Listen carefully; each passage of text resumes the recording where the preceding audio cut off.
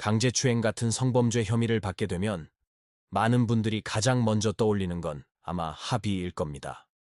합의하면 다 해결될 거라고 생각하기 쉽지만 사실 성범죄 사건의 핵심은 따로 있습니다. 바로 진술의 신빙성 다툼이죠.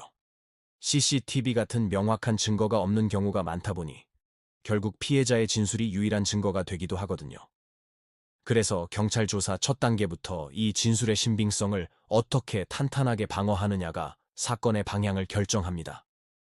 예를 들어 사건 전후의 카카오톡 대화 내용, 평소 두 사람의 관계, 사건 당시의 구체적인 상황 같은 객관적인 자료들을 모아서 피해자 진술에 논리적으로 반박할 수 있는 근거를 찾아야 합니다. 이건 단순히 그런 사실 없다고 부인하는 것과는 차원이 다른 접근입니다. 법률사무소 아시는 바로 이 지점에서 사건을 시작합니다. 경찰 조사 단계에서부터 단순히 동행만 하는 것이 아니라 범죄 유형별 쟁점을 철저히 분석하고 조사 과정에서 나올 수 있는 모든 질문과 답변을 미리 시뮬레이션하며 대응 논리를 구축합니다. 저희는 성공보수를 받지 않는 것을 원칙으로 합니다.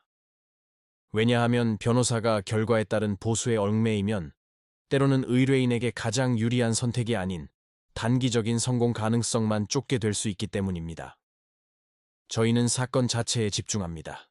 수사 초기부터 재판까지 모든 절차에서 독립적이고 책임감 있게 판단하며 의뢰인을 위한 최선의 길을 찾습니다. 상담 때 발생한 비용이 나중에 선임 비용에서 이중으로 나가지 않도록 조정하는 것도 같은 이유입니다.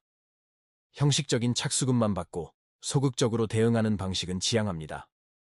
사건은 변호사가 직접 책임져야 합니다. 법률사무소 아시는 상담부터 조사 입회, 서면 작성, 재판 출석까지 모든 과정을 변호사가 직접 챙깁니다. 사무직원을 통해 간접적으로 소통하는 것이 아니라 언제든 변호사와 직접 이야기하며 사건의 진행 상황을 투명하게 공유받을 수 있습니다.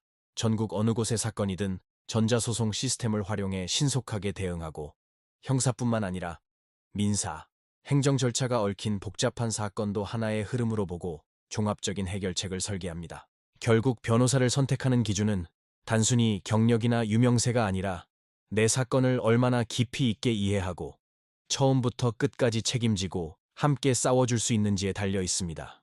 2014년 개소 이후 지금까지 단 한 건의 분쟁 없이 신뢰를 지켜올 수 있었던 것도 눈앞의 결과만이 아닌 의뢰인의 미래까지 생각하며 현실적인 최선의 길을 함께 고민해왔기 때문입니다. 이러한 기준으로 민사, 형사, 가사, 행정 전반의 사건을 전문적으로 다루는 곳, 바로 법률사무소 아신입니다.